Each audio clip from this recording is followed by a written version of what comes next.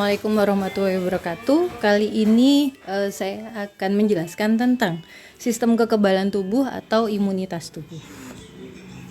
Seperti yang kalian tahu, kekebalan tubuh itu adalah salah satu fungsi dari tubuh kita untuk bisa melindungi diri terhadap patogen. Patogen ini bisa berupa bakteri, jamur, virus, ataupun yang lain sebagainya. Tapi selain untuk melindungi diri dari patogen, fungsi dari kekebalan tubuh atau imunitas ini juga bisa untuk membersihkan sampah-sampah yang ada di dalam tubuh kita dan memastikan sel-sel di dalam tubuh kita itu berjalan sebagaimana mestinya. Jadi seharusnya memang tumor itu tidak bisa terjadi kalau misalkan memang sistem kekebalan tubuh kita baik. Nah, ini adalah salah satu patogen yang banyak di dalam tubuh kita, yaitu yang bisa masuk ke dalam tubuh kita, yaitu nanti ada bakteri, ada virus. Untuk perbedaan dari bakteri dan virus sendiri itu bisa dilihat dari strukturnya, kemudian juga bisa dilihat dari keadaannya. Jadi kalau bakteri itu dia bisa hidup di cairan tubuh kita, di darah, di interstisial, itu masih bisa. Tapi kalau virus itu dia harus masuk ke dalam tubuh, ke dalam sel untuk bisa bereplikasi, memperbanyak diri, dan akhirnya menimbulkan suatu penyakit di dalam tubuh kita. Nah, respon kekebalan tubuh sendiri di dalam tubuh kita itu ada dua. Jadi ada dua jenis imunitas. Yang pertama adalah imunitas bawaan. Yang kedua adalah imunitas yang didapat. Imunitas bawaan ini adalah apa yang sudah kita bawa, apa yang sudah kita punya sejak kita lahir. Jadi itu nanti isinya adalah kulit. Kulit itu termasuk barier fisik ya. Jadi untuk bisa masuk ke dalam tubuh kita kan harus melewati kulit dulu. Kemudian nanti ada bahan-bahan kimia, enzim-enzim seperti HCl, ludah dan lain sebagainya, yang nanti enzimnya itu bisa menghancurkan tubuh dari patogen tersebut. Kemudian nanti juga ada sel-sel imun. Sel-sel imun juga termasuk dalam komponen dari imunitas bawaan. Maaf saya lupa tadi. Jadi untuk bisa melakukan fungsinya dengan baik, sel imun atau sistem kekebalan tubuh ini nanti dia terdiri dari sel, ada jaringan, dan nanti juga ada organ. Selnya itu berupa sel-sel imun, itu nanti terdiri dari sel leukosit ya. Sel leukosit nanti dibagi lagi, nanti ada neutrofil, ada basofil, ada eosinofil, kemudian nanti ada monosit, dan ada limfosit. Itu untuk selnya. Sementara untuk jaringannya, itu nanti ada jaringan-jaringan limfoid yang tersebar di berbagai organ di dalam tubuh kita, yang fungsinya adalah untuk melindungi organ-organ tersebut supaya dia tidak sampai menimbulkan kelainan pada organ tersebut. Kemudian kalau organ kekebalan tubuh ini sendiri nanti salah satunya adalah sumsum tulang atau bone marrow, di mana dia yang berfungsi untuk melindungi, untuk memproduksi sel-sel imun tersebut. Dan juga nanti ada timus. Timus itu fungsinya adalah untuk memproduksi sel limfosit. Nah, untuk bisa melakukan fungsinya dengan baik, respon imun ini harus mempunyai fungsi satu. Dia harus bisa mendeteksi dan mengidentifikasi. Jadi dia harus tahu mana patogen dan mana tubuh kita. Dia harus bisa mengidentifikasi. Oh, kalau bentukannya seperti ini berarti dia adalah patogen. Oh, kalau bentukannya seperti ini berarti dia adalah sel tubuh kita sendiri. Sehingga nanti tidak sampai terjadi salah tangkap atau salah bunuh. Kalau terjadi salah tangkap, salah bunuh, maka nanti kelainannya berupa autoimun. Yang kedua, antar sel imun tersebut harus bisa berkomunikasi. Karena memang ketika kita melakukan destruksi dari patogen-patogen tersebut, itu tidak bisa hanya satu sel saja, tapi harus kerjasama dari sel-sel imun tersebut, jaringan-jaringan limfoid atau jaringan-jaringan imunitas, dan juga dari organ-organ imun itu sendiri. Jadi harus ada komunikasi, pertolongan, minta bantuan. Kemudian yang ketiga, dia harus bisa berkoordinasi dan melakukan perekrutan. Jadi tidak hanya sama seperti kalau misalkan kita perang ya, Dik. Kalau misalkan kita perang itu kan kita tidak hanya ya sudah pokoknya bunuh aja babat habis, kan tidak bisa seperti itu. Tapi harus ada strategi-strategi yang digunakan. Nah, itu harus bisa dilakukan. Kemudian yang terakhir adalah harus bisa menghancurkan. Jadi sel imun tersebut juga harus bisa menghancurkan si patogen tersebut. Nah, keempat fungsi ini yang nanti akan membuat sistem kekebalan tubuh kita bekerja secara optimal. Nah, kita lanjutkan ke imunitas bawaan. Jadi seperti yang sudah saya jelaskan tadi bahwa imunitas bawaan itu adalah apa yang sudah kita bawa sejak kita lahir. Nanti akan ada berupa barier fisik dan barier mekanik, selain nanti ada sel-sel dan jaringannya. Barier fisik itu contohnya adalah epitel ya. Nanti kalau kalian sudah belajar tentang epitel di histologi, itu sebenarnya adalah proteksi terluar dari tubuh kita, berupa kulit nanti ya. Kemudian nanti ada juga barier-barier kimiawi, di mana nanti akan ada sekresi dari kelenjar epitel glandula atau epitel kelenjar, yang mana salah satunya itu adalah kelenjar ludah. Kemudian nanti di perut itu juga ada HCl. Nah, itu adalah barier-barier yang fungsinya tidak hanya untuk mencerna makanan saja, tapi juga bisa untuk membunuh bakteri-bakteri yang masuk di dalam tubuh kita. Nah, ini tadi yang saya bilang bahwa sistem imun itu nanti komponennya ada sel, ada jaringan, dan juga ada organ. Sel-selnya tadi seperti yang sudah saya beritahukan bahwa nanti akan ada sel leukosit ya, di mana sel leukosit nanti akan dibagi menjadi neutrofil, basofil, eosinofil, kemudian nanti ada sel monosit, ada limfosit. Nah, kemudian untuk jaringannya nanti akan ada jaringan limfoid.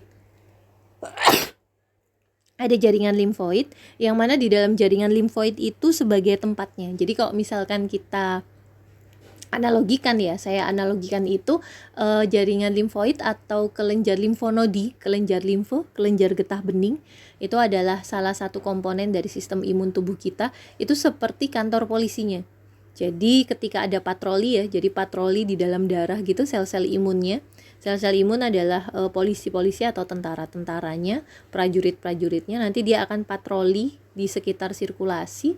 Kemudian nanti ketika dia sudah mendapat atau menangkap patogen tersebut, maka dia akan dibawa ke dalam sistem limfatik itu. Itulah kenapa ketika kalian mungkin merasa nyeri telan atau mungkin merasa tidak enak badan, meriang, itu terkadang ada pembesaran dari, atau batuk ya, batuk pilek, terkadang ada pembesaran dari kelenjar limfo yang ada di leher.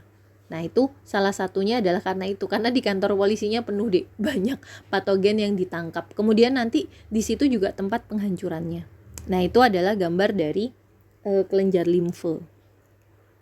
Kelenjar limfo itu nanti dia akan punya sirkulasi tersendiri. Jadi dia punya jalannya sendiri. Namanya adalah sirkulasi limfatik. Nanti juga akan kalian bahas lebih lanjut di histologi ya. Jadi sirkulasi limfatik itu dia mengikuti sirkulasi pembuluh darah. Jadi dia mengikuti sirkulasi sistemik yang ada di dalam tubuh kita. Fungsinya apa? Kalau misalkan ternyata di dalam darah itu ada ketangkep nih penjahatnya ya, nanti dia akan dibawa ke sirkulasi limfatik untuk bisa masuk ke dalam kelenjar limfo itu tadi, untuk masuk ke kantor polisinya itu tadi. Nah, untuk organnya, salah satu organnya tadi lupa saya masukkan adalah lien. Lien ini menjadi salah satu organ merupakan salah satu organ dari sistem imun, di mana fungsinya tadi mungkin di darah kalian sudah tahu bahwa fungsinya adalah untuk menghancurkan eritrosit, tapi ternyata lien ini sendiri fungsinya juga adalah untuk memproduksi beberapa sel-sel imun sendiri. Jadi sel limfosit itu terproduksi di lien ini tadi. Nah, ini seperti yang kalian lihat tadi ya. Tadi nggak ada sih, tapi kok di sini ada. Ya, pembuluh darahnya itu dia kecil-kecil sekali sehingga eritrositnya bisa hancur dengan mudah di situ. Nah, selain itu di sini juga bentukannya mirip seperti yang ada di kelenjar limfe. Jadi di sini mungkin poldanya ya, kepolisian daerahnya ya, atau mungkin yang lebih tinggi lagi. Jadi di sini selain tempat untuk produksi juga tempat untuk menghancurkan sel-sel patogen tersebut. Nah, ini adalah selnya. Jadi sel-sel yang ada di dalam sistem imun itu sendiri itu nanti ada basofil. Basofil itu nama lainnya mast cell ya. Kalau basofil itu granulnya belum pecah. Kalau mast cell itu granulnya sudah pecah. Kemudian nanti ada neutrofil, terus ada eosinofil, ada monosit. Monosit itu ketika di dalam sirkulasi ya, di dalam pembuluh darah. Kalau yang makrofag itu ketika dia sudah masuk ke dalam jaringan. Kemudian nanti ada limfosit. Limfosit ini nanti ada limfosit B dan limfosit T. Limfosit T itu prajuritnya. Limfosit T itu dia memang yang prajurit tingkat tinggi ya. Jadi dia bisa menghancurkan apapun. Tapi kalau limfosit B ini lebih ke arah otaknya, strateginya. Jadi dia nanti akan mengeluarkan, berubah menjadi plasma sel. Si sel limfosit B ini berubah menjadi plasma sel, kemudian nanti plasma selnya akan memproduksi imunoglobulin atau antibodi, di mana nanti antibodi ini yang akan membantu untuk perekrutan sel-sel yang lain, dan juga selain itu plasma sel juga akan membuat memori. Jadi dia juga bagian inget-inget ya. Oh, ini adalah virus baru. Oh, ini disimpan nih database-nya. Nah, itu ada. Jadi sel limfosit T untuk prajuritnya, sel limfosit B lebih untuk strateginya. Kemudian nanti akan ada beberapa sel khusus. Jadi sel-sel diferensiasi atau perkembangan dari sel-sel imun yang ada di dalam sirkulasi itu ketika dia masuk ke dalam jaringan, maka dia akan berubah sesuai dengan jaringan tersebut.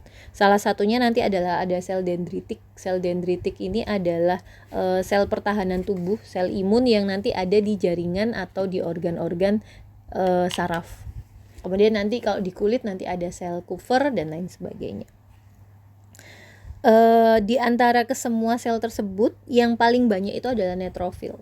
Neutrofil ini paling banyak ya karena memang dia bisa menghancurkan. Jadi, fungsinya menghancurkan. Kalau basofil itu fungsinya adalah untuk degranul, untuk mengeluarkan histamin ya. Dimana nanti histamin itu akan memicu terjadinya inflamasi. Inflamasi ini penting untuk kalian ketahui karena inflamasi ini fungsinya yang pertama adalah untuk melokalisasi. Jadi kalau misalkan ada kerusakan jaringan, terus ada patogen masuk, supaya tidak sampai menyebar kemana-mana, maka terjadi inflamasi di situ.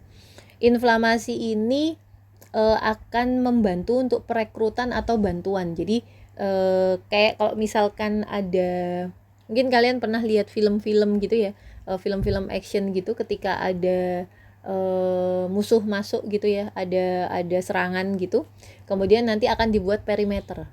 Nah, perimeter itu tadi inflamasi itu tadi. Jadi beberapa bagian itu dia akan ditutup sehingga tidak sampai bisa keluar si bakteri itu tadi.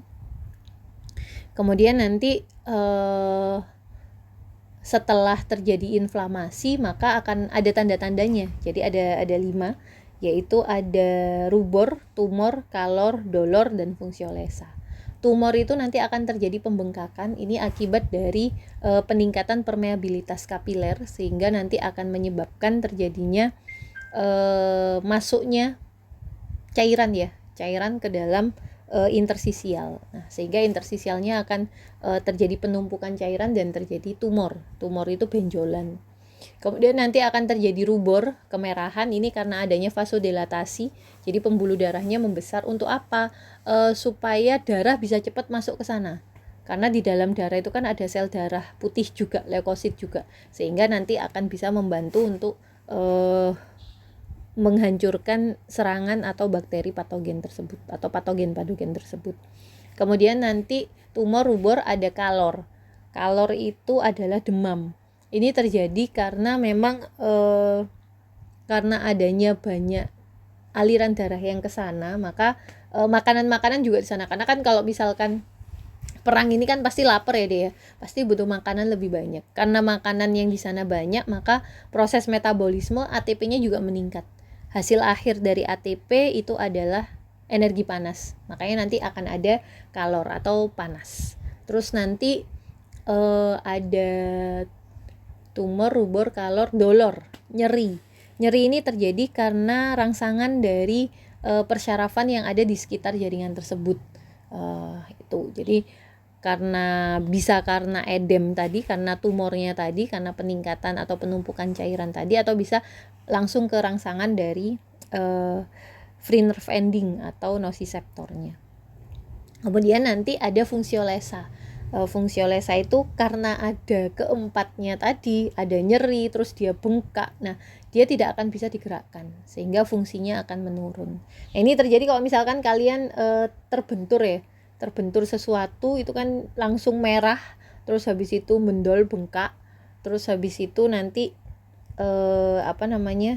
panas, terasa panas tapi cuma di daerah yang bengkak itu saja. Nah, itu salah satu contoh dari inflamasi. Inflamasi tidak hanya terjadi pada kerusakan jaringan, karena biasanya kerusakan jaringan pun bisa menyebabkan terjadinya masuknya bakteri-bakteri ya. Itu juga bisa. Apalagi kalau misalkan kerusakan jaringan kebentur terus tiba-tiba ada lukanya sedikit gitu ya. Walaupun luka sedikit itu nanti bisa menyebabkan bakteri-bakteri bisa masuk dan mengganggu fungsi dari tubuh kita. Itu sedikit tentang proses inflamasi. Nah, inflamasi ini sendiri itu adalah khas dari imunitas bawaan. Jadi dia terjadi di imunitas bawaan. Nah, ini adalah proses fagositosis. Fagosit atau sel fagosit itu salah satunya adalah sel monosit. Sel T limfosit juga bisa melakukan fagositosis. Fagositosis ini proses ya. Jadi proses untuk memakan patogen-patogen tersebut. Ketika sudah dimakan dia akan dihancurkan di dalam. Nah, seperti ini. Ini fagosit. Cuman untuk bisa memfagosit sesuatu itu dia harus kenal dulu. Oh, ini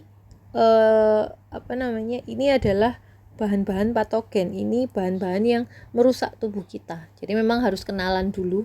Itu ya proses kenalannya itu yang di nomor 2 ini. Nah, ini adalah proses kenalannya. Kemudian nanti setelah itu baru dia dimakan dan dihancurkan. Nah, sel fagosit ini dia juga berfungsi untuk sebagai antigen presenting cell. Jadi karena dia sudah kenalan sama si antigen ini tadi, kemudian nanti antigen ini, jadi ciri khas dari antigen ini itu nanti dia akan disimpan dan dikenalkan kepada sel imun lainnya. Sehingga sel imun lainnya ketika ketemu dengan antigen ini, maka nanti dia akan dimakan. Itu untuk imunitas bawaan. Jadi ada banyak ya imunitas bawaan. Sel-selnya nanti ada sel killer cell, natural killer cell. Itu diferensiasi dari sel makrofag ya. Diferensiasi dari makrofag. Kemudian nanti juga akan ada yang namanya komplement. Kalau komplement ini chemical barrier. Selain dari HCl dan ini tadi, itu nanti ada komplement. Komplement ini dia juga akan mengaktifkan, kerjanya itu nanti akan mengaktifkan inflamasi dan juga untuk perekrutan bantuan. Jadi termasuk di dalam strategi. Kemudian nanti ini ya, ini adalah sel-sel sitokin kimiawi ya, bahan-bahan kimiawi. Nah, untuk komplement ini sendiri dia tidak bekerja langsung membunuh si kuman tersebut. Jadi tidak langsung dimakan, dihancurkan gitu, enggak. Tapi dengan cara dia melubangi dulu. Jadi dilubangi si bakteri patogen ini, si patogen ini, si antigen ini, itu nanti dia akan dilubangi sehingga ketika membran selnya lubang, cairan intraselnya masuk atau dia akan pecah dengan sendirinya. Jadi modelnya seperti itu. Nah, itu untuk imunitas bawaan. Untuk imunitas seluler atau imunitas yang didapat, imunitas yang didapat itu nanti akan ada 2. Jadi ada imunitas humoral dan ada imunitas seluler. Imunitas seluler itu khusus untuk virus ya, untuk antigen-antigen yang masuk ke dalam tubuh. Ada sih beberapa bakteri intraseluler ya yang masuk ke dalam sel, itu juga nanti akan dibunuh oleh si imunitas seluler ini. Itu diperankan oleh sel T. Kemudian nanti ada imunitas humoral. Imunitas humoral ini nanti dia akan diperankan oleh sel B, di mana dia nanti fungsinya adalah untuk menghasilkan antibodi. Nah, ini adalah sel limfosit ya. Ini sel limfosit. Sel limfosit itu nanti akan ada sel B dan sel T. Sel B itu fungsinya adalah untuk membentuk antibodi. Bagaimana prosesnya? Jadi ketika sel B yang berjalan di sirkulasi, itu nanti dia ketemu sama antigen, maka nanti ini ya, Jadi ketemu sama antigen, kemudian nanti dia akan memperbanyak diri. Dia sudah kenalan nih sama antigennya. Jadi memorinya sudah dia dapat. Kemudian nanti dia akan memperbanyak diri, membentuk suatu koloni ya. Suatu pack, suatu kelompok. Nah, nanti salah satu dari kelompok tersebut, salah satu sel tersebut akan menjadi sel memori. Nah, sel memori ini yang nanti akan tersimpan sehingga kalau misalkan ada antigen yang bentuknya seperti itu, tidak perlu membuat koloni lagi, tapi langsung diproduksi antibodinya. Nah, nanti koloni-koloni tersebut akan berubah menjadi plasma sel, di mana nanti plasma sel ini akan memproduksi si antibodi. Nah, imunitas yang didapat ini dia lama dikerjanya. Kalau imunitas bawaan tadi kan langsung bekerja, ketika ada antigen dia langsung dibunuh. Tapi kalau imunitas bawaan ini karena dia spesifik untuk antigen-antigen tertentu saja yang sudah kenalan, maka dia menjadi prosesnya lama. Itu ya. Dia baru akan terlihat tinggi, jadi produksi antibodinya itu akan terlihat tinggi sekitar minggu pertama sampai minggu kedua. Di puncaknya adalah di minggu kedua. Ini nanti yang menjadi yang menjadi prinsip dasar dari adanya vaksin nanti kita bahas di belakang. Nah, nanti memori sel ini, jadi ketika itu paparan yang pertama ya, first exposure ya. Kemudian nanti paparan yang kedua, ketika memori sel ini kan ada sel B limfosit, kemudian nanti ketika dia jalan nih, terus ketemu sama antigen yang sama, maka dia akan langsung membentuk antibodi. Jadi prosesnya menjadi lebih cepat. Nah, ini ketika secondary maka dia akan menjadi lebih cepat. Di sebelum minggu pertama saja sudah bisa langsung tinggi. Nah, itu kalau misalkan kita praktekkan di saat-saat seperti sekarang, mungkin kalian sudah tahu kenapa kok pemerintah itu meminta kita supaya vaksin. Karena apa? Karena dengan vaksin kita sudah dipaparkan, antigen COVID itu sudah dipaparkan terlebih dahulu. Nah, ketika sudah dipaparkan dengan antigen COVID, ketika kita terkena COVID, maka antibodi kita akan langsung bekerja. Kalau dulu awal pertama-pertama yang banyak korbannya itu karena kita masih belum tahu, belum tervaksin, belum terpaparkan, sehingga tubuh kita harus memproses dulu. Ini diproduksi dulu. Nah, selama memproses itu kan sudah kadung banyak sel-sel yang mati, sehingga jatuhnya adalah ke arah kematian. Tapi ketika sudah terpapar dengan vaksin, tubuh kita sudah tahu vaksin itu sebenarnya adalah antigen yang dilemahkan. Jadi cuman sedikit bagian dari virus COVID tersebut yang dimasukkan ke dalam tubuh kita. Jadi tidak mematikan. Nah, ketika sudah terbentuk sel memori, maka ketika ada paparan lagi, maka nanti akan dihancurkan dengan cepat sehingga tidak sampai jatuh korban lebih banyak. Nah, kenapa kok sampai harus ada booster? Karena sama seperti kalian, kalau mau ujian kan harus belajar dulu ya. Kalau misalkan nggak belajar dulu ya hanya berdasarkan pada apa yang kalian ingat pada saat kuliah kan tidak banyak, pasti nanti akan hilang sedikit demi sedikit. Nah, sama seperti itu. Sel memori juga harus diingatkan lagi. Nah, itulah kenapa ada vaksin booster bisa sampai 3 kali. Salah satunya juga mencegah terjadinya mutasi juga. Walaupun terjadi mutasi, yang berubah bukan keseluruhan dari sel tersebut. Misal, sel tersebut terdiri dari 10 komponen. Nah, paling yang berubah cuma 2 atau 3. Nah, sisanya kan tidak berubah. Sehingga kalaupun misalkan terjadi mutasi, tapi paling tidak tubuh kita sudah kenal dulu dengan beberapa bagian yang tetap sama itu, yang tidak mengalami mutasi itu tadi. Nah, sehingga tubuh kita nanti akan bisa beradaptasi dengan sendirinya. Itulah kenapa vaksin itu menjadi penting, terutama untuk menjaga supaya tidak banyak korban yang jatuh di era pandemi ini tadi. Nah, untuk antibodi itu bentuknya seperti ini. Bentuknya huruf Y. Jadi nanti akan ada bagian yang terikat dengan antigennya, akan ada bagian yang terikat dengan selnya. Nah, nanti ini ya, bagian atasnya, bagian U-nya itu nanti dia akan yang mengikat dengan antigen. Karena ada 2 tangan maka dia bisa mengikat 2 antigen ya. Nah, kemudian dia akan aktif, si antibodi ini akan aktif ketika dia terikat sama antigen. Ketika dia aktif, dia terikat sama antigen, maka dia akan nempel sama si sel B limfosit. Kemudian nanti sel B limfosit akan membentuk tadi cloning, membentuk memory cell, terus nanti akan membentuk antibodi baru. Nah, seperti itu. Itu yang pertama. Fungsinya dari antibodi itu. Jadi untuk memperbanyak. Jadi diambil antigennya terus dikenalkan sama sel B limfosit, terus nanti sel B limfosit memanggil bala bantuan lebih banyak lagi. Yang kedua adalah nanti dia akan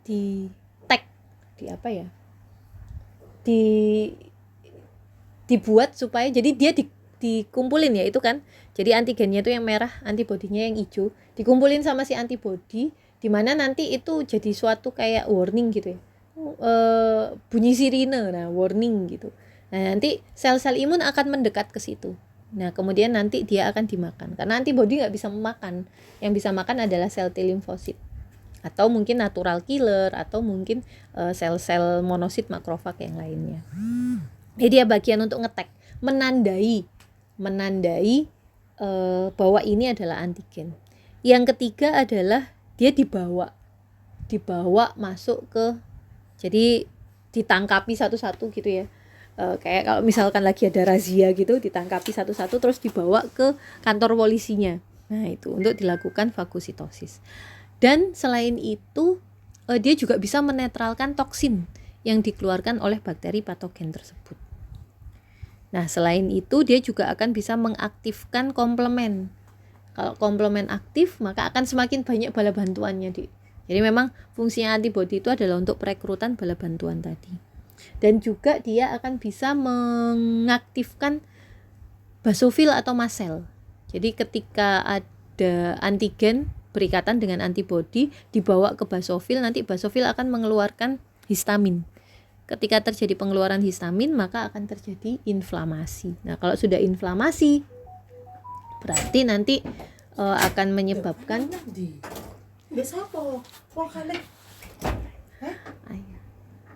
terus nanti si basofil ini dia akan membuat atau memicu terjadinya inflamasi itu tadi. Nah, itu untuk antibodi. Organ berikutnya adalah timus. Timus ini fungsinya untuk memproduksi sel T. Cuman timus ini hanya ada sampai pubertas. Mungkin beberapa dari kalian masih ada, beberapa belum ya. Beberapa sudah hilang. Jadi timus ini fungsinya adalah untuk memproduksi sel T, tapi nanti dia akan rudimenter. Ketika sudah pubertas, maka dia akan hilang dengan sendirinya. Karena dianggap kalau sudah dewasa itu sudah kenal dunia luar ya. Jadi sudah tahu macam-macam antigen itu seperti apa saja. Jadi dianggap sudah cukup sel-sel imun yang ada di dalam tubuh kita. Kalau anak-anak itu kan masih belum kenalan nih, masih belum tahu kejamnya dunia. Nah, itu jadi masih dibutuhkan lebih banyak produksi dari sel T. Karena fungsi timus itu adalah untuk produksi dari sel T. Nah, ini ya. Jadi dia bisa memproduksi untuk sel T dan juga untuk aktivasi. Aktivasi dari sel T dari mana? Dari antigen presenting cell. Bisa dari antibodi atau bisa dari makrofag. Jadi kalau dia sudah dikenalkan oleh antigen presenting cell APC, maka nanti dia akan bisa aktif dan bisa membunuh si patogen ini tadi.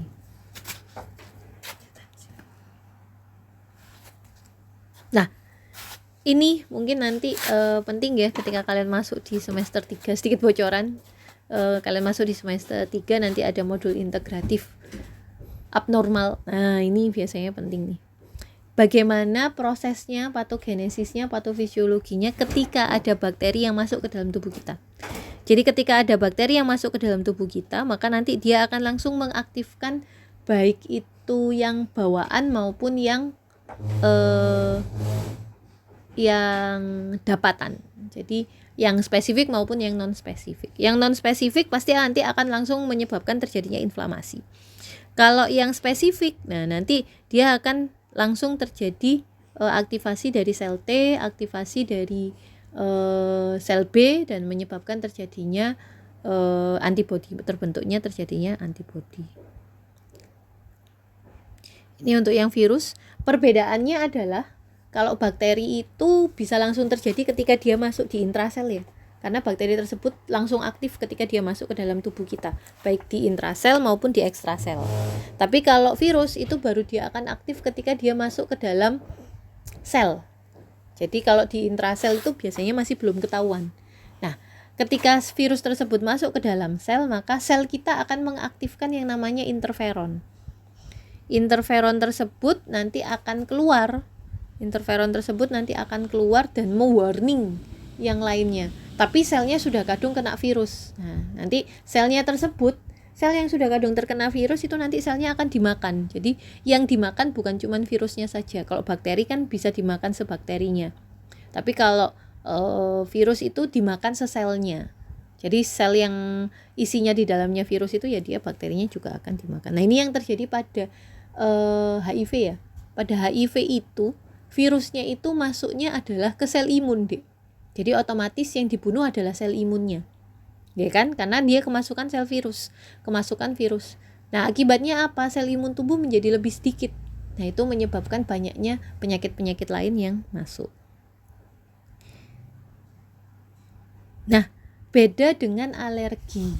Nah, kalau alergi ini adalah suatu keadaan di mana tubuh kita hipersensitif, lebay, terlalu sensitif. Zat yang seharusnya tidak membuat masalah di dalam tubuh kita, itu dianggap dia membuat masalah oleh tubuh kita, sehingga diperlakukan sama seperti patogen. Nah, jadi sama ketika terjadi paparan pertama, dia terbentuk antibodi. Antibodinya adalah IgE. Nah, ketika terjadi paparan kedua, nah IgE nanti akan menghancurkan sel-sel yang berikatan atau alergen tersebut. Namanya bukan antigen karena memang sebenarnya dia tidak membahayakan. Dia cuman yang protein tinggi gitu saja. Tapi tubuh kita salah mengidentifikasi, itu kelainan pada fungsinya tadi.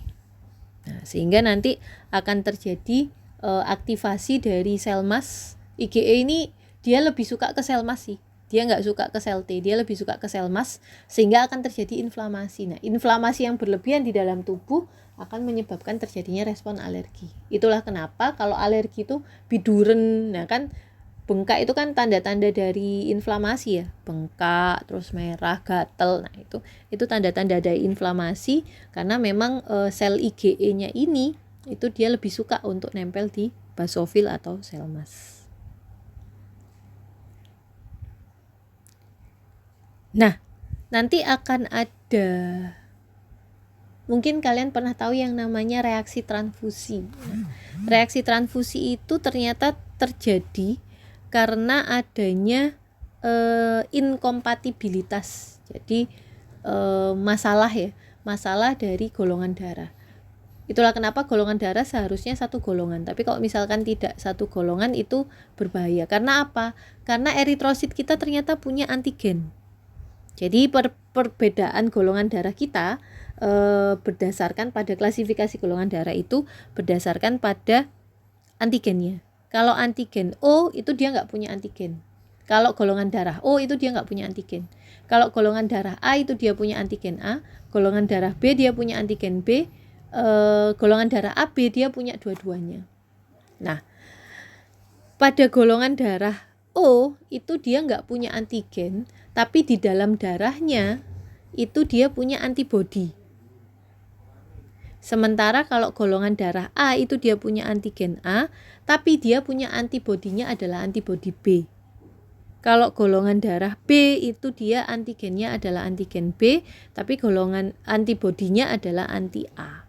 Kalau golongan darah AB justru dia punya dua-duanya antigennya, tapi dia nggak punya antibodi semuanya. Nah, ini menyebabkan, jadi kan bermasalah ketika ada antigen ketemu sama antibodi. Itulah kenapa golongan darahnya harus disesuaikan. Golongan darah O itu dia tidak bisa menerima apapun. Kenapa? Karena dia punya antibodi A dan antibodi B. Kalau ketemu sama eritrosit yang dia punya antigen, nah maka akan terjadi reaksi. Jadi dia tidak bisa menerima apapun, tapi dia bisa memberi. Karena apa? Karena dia nggak punya antigen. Jadi O itu dia bisa memberi tapi tidak bisa menerima.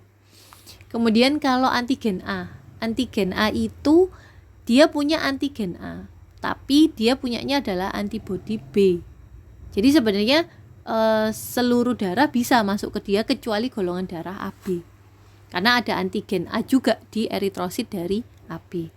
Nah, begitu juga dengan B, sama seperti itu. Kecuali mungkin golongan darah AB yang bisa masuk. Sementara yang AB itu dia bisa menerima semuanya. Karena dia nggak punya antibodi apapun, dia bisa menerima semuanya. Tapi dia tidak bisa memberi. Jadi kebalikannya dari O, itu adalah yang AB.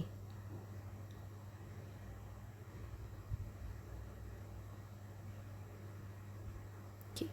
Ada pertanyaan mungkin sampai sini? Maaf, terakhir itu adalah tentang neuroimodulasi. Ini contoh yang paling sering adalah ketika kalian stres, itu daya tahan tubuhnya turun. Itu karena apa? Karena memang ada hubungan antara endokrin dengan sistem kekebalan tubuh, di mana dengan aktivasi dari sel-sel endokrin yang dia akan mengeluarkan hormon-hormon itu, nanti dia bisa menurunkan sistem kekebalan tubuh kita. Karena ada beberapa hormon yang dia menurunkan jumlah dari sel leukosit. Nah, itu nanti yang berbahayanya di situ. Cuma nanti akan kita bahas lebih lanjut ketika kita masuk di endokrin. Mungkin itu yang bisa saya berikan. Terima kasih atas perhatiannya. Semoga bermanfaat. Assalamualaikum warahmatullahi wabarakatuh.